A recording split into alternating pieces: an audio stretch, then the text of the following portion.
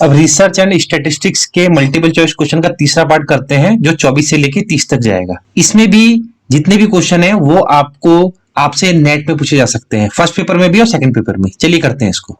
A test is known as two tailed, one tailed, analysis of covariance या one में। इनमें से कौन सा टेस्ट कहलाता है? If it test the hypothesis that whether the mean of two group are significantly different or not। ये चारों के चारों टेस्ट हाइपोथेसिस को ही टेस्ट करने के लिए ये पैरामेट्रिक टेस्ट बनाए गए हैं। इनमें से ऐसा कौन सा टेस्ट है जो उस हाइपोथेसिस को मतलब टेस्ट करता है whether the mean of two group are significantly differ or not। मैं आपको बता चुका हूं कि दो टाइप के टेस्ट हाइपोथेसिस टेस्ट होते हैं, एक वन टेल्ड, एक two tailed. One tailed test में जब आप किसी एक, इसमें क्या बोला हुआ है कि क्या दो ग्रुप सिग्निफिकेंटली डिफर है या नहीं, सिर्फ इनको पता नहीं है कौन सा बड़ा है छोटा है, ये बोल रहा है कि डिफर है एक दूसरे से, अंतर रखते हैं या नहीं, ये टेस्ट करना चाह रहे हैं। तो वन टेल्ड टेस्ट बोलता है कि एक ग्रुप बड़ा है या छोटा है दूसरे ग्रुप से। H1 is greater than H2 मान लो। अगर ये पहले ग्रुप का मीन दूसरे ग्रुप के मीन से बड़ा है या पहले ग्रुप का मीन दूसरे ग्रुप के मीन से छोटा है, अगर ऐसी कंडीशन आती है तो ये डायरेक्शन बता रही है, तो ये वन टेल टेस्ट के एग्जांपल हुए। टू टेल टेस्ट के एग्जांपल क्या है कि आपको पता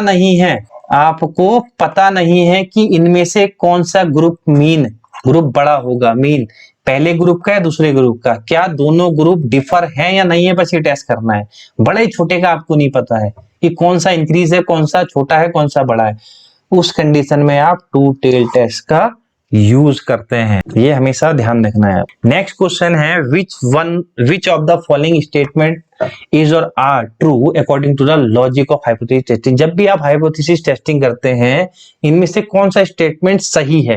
when the null hypothesis is true it should not be rejected. ये चीज ये बोल रहा है कि यदि नल हाइपोथेसिस आपकी ट्रू है तो उसको रिजेक्ट नहीं करना चाहिए, मतलब एक्सेप्ट करना चाहिए। अगर आप ट्रू नल हाइपोथेसिस को एक्सेप्ट कर रहे हैं, इसका मतलब आप सही डिसीजन ले रहे हैं, डिसीजन आपका ट्रू है।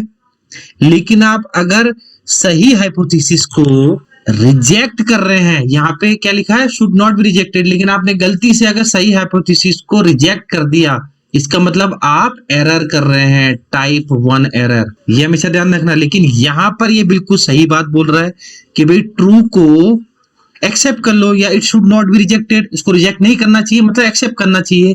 तो ये वाला ऑप्शन तो ठीक है। अब नेक्स्ट पे चलते हैं। When the null hypothesis is false it should be rejected. भाई फॉल्स हाइपोथेसिस उसको रिजेक्ट करना ही होता है। अगर रिजेक्ट करेंगे तो आप सही चीज बोल रहे हैं, आप इसको करेक्ट कर रहे हैं। मैंने आपको बताया था कि हमेशा नल हाइपोथेसिस को ही आप टेस्ट करते हैं स्टैटिस्टिकल टेस्ट लगाकर या इन्फ्रेंशियल स्टैटिस्टिक्स लगाकर। अगर नल हाइपोथेसिस आपकी एक्चुअल में ट्रू थी और उसको आपने रिजेक्ट कर दिया तो आप टाइप 1 एरर कर रहे हैं। इसका मतलब बी वाला ऑप्शन भी आपका ठीक है, ए वाले पहले से ही ठीक था। अब तीसरे की बात करते हैं। When the null hypothesis is false, जब नल हाइपोथेसिस फॉल्स है, गलत है, झूठी है, it should not be rejected, मतलब क्या उसको एक्सेप्ट करना चाहिए? नहीं। फॉल्स को तो इट शुड बी रिजेक्टेड होता तो ये सही होता।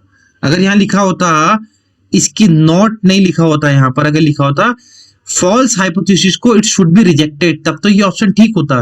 लेकिन यहाँ बोल रहा है it should not be rejected. Should not be rejected का मतलब एक्सेप्टेड, बात तो वही है। इसका मतलब ये गलत बोल रहा है। और लास्ट ऑप्शन है both A and B are true, A भी ट्रू था, बी भी ट्रू था।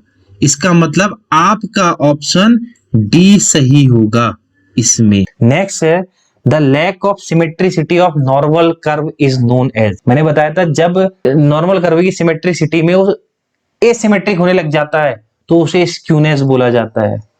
उसे क्या बोला जाता है? स्क्यूनेस। हमेशा ध्यान रखना। कर्टोसिस दूसरी कंडीशन है। कर्टोसिस फ्लैटनेस चेक करता है कि कितना पीक है वो कर्व या कितना फ्लैट है वो कर्व, वो कर्टोसिस चेक करता है। ये उसकी सिमेट्रिसिटी को चेक करता है कि वो सिमेट्रिक है भी नहीं है, और यही पूछ रहा है यहाँ पर। तो आपका ऑप्शन यहाँ पर बी ठीक होगा। नेक्स्ट है, in a normal distribution the value of mean, median and mode are. Normal distribution में मीन, मीडियन, मोड की वैल्यू क्या होती है? जब भी नॉर्मल डिस्ट्रीब्यूशन होता है उसमें मीन, मीडियन, मोड सब बराबर होते हैं, मतलब मीन, मीडियन एंड मोड ये तीनों इक्वल होते हैं। तो इसमें ऑप्शन देख लेते हैं, ए वाला ऑप्शन ठीक है, बाकी ये ग्रेटर देन, लोअर देन वाले हैं तो ये सब गलत हैं, तो ऑप्शन ए आपका ठीक होगा। Next, in positively skewed distribution the exact position of centre tendency is. देखो पॉजिटिवली स्क्यूड डिस्ट्रीब्यूशन में सेंटर टेंडेंसी की एग्जैक्ट पोजीशन क्या होती है? सेंटर टेंडेंसी मतलब मीन, मीडियन, मोड की। तो पॉजिटिवली स्क्यूड कर्व क्या है, ये ध्यान रखना, टेल से, टेल राइट साइड में है पॉजिटिव, टेल लेफ्ट साइड में है तो नेगेटिव। तो ये पॉजिटिव कर्व में सबसे यहां पर बड़ा मीन होता है, फिर मीडियन, फिर मोड। पॉजिटिवली स्क्यूड कर्व में सेंटर में मीडियन होता है, तो इसका मतलब यहां पर देख ले सबसे बड़ा क्या होता है, मीन। यहां पर देखो सबसे बड़ा मीन कहीं है, सबसे बड़ा ये मीन, फिर मीडियन, फिर मोड।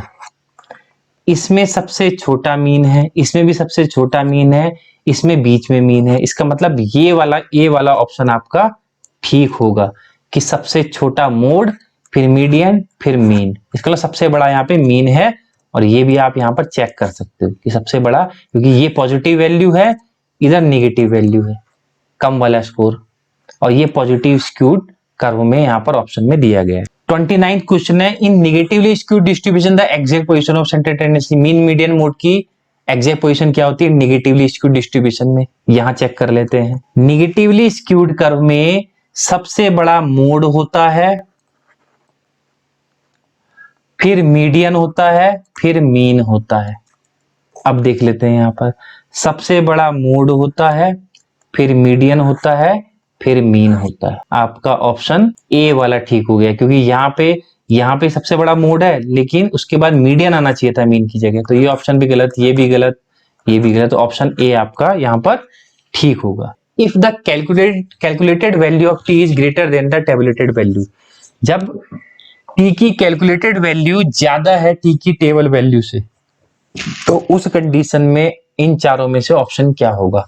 मैंने बताया था टी की कैलकुलेटेड वैल्यू जो आपने टी टेस्ट लगा के प्राप्त की है वो कैलकुलेटेड वैल्यू होती है।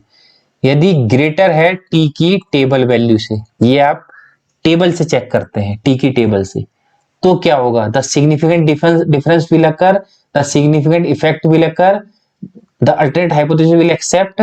देखो इसका मतलब होता है there is significant difference between mean, या सिग्निफिकेंट इफेक्ट भी बोल सकते हो, और या जब ऐसी वैल्यू आती है तो आप नल हाइपोथेसिस को रिजेक्ट कर देते हैं। उस कंडीशन में जब नल को रिजेक्ट करते हैं तो क्या होता है भाई?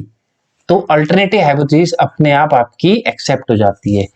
तो ये भी ऑप्शन ठीक है, सिग्निफिकेंट डिफरेंस भी आएगा, सिग्निफिकेंट इफेक्ट भी आएगा, इसका मतलब ऑल द अबव आपका ऑप्शन राइट होगा। इसी टाइप के क्वेश्चन आपको फर्स्ट पेपर में ही पूछे जा सकते हैं, नेट के फर्स्ट पेपर में, और सेकंड पेपर में भी पूछे जा सकते हैं। तो इससे रिलेटेड कोई भी क्वेरीज है आप मुझसे पूछ सकते हैं, कमेंट में पूछ सकते हैं। तो आज के लिए इतना काफी है, थैंक यू सो मच।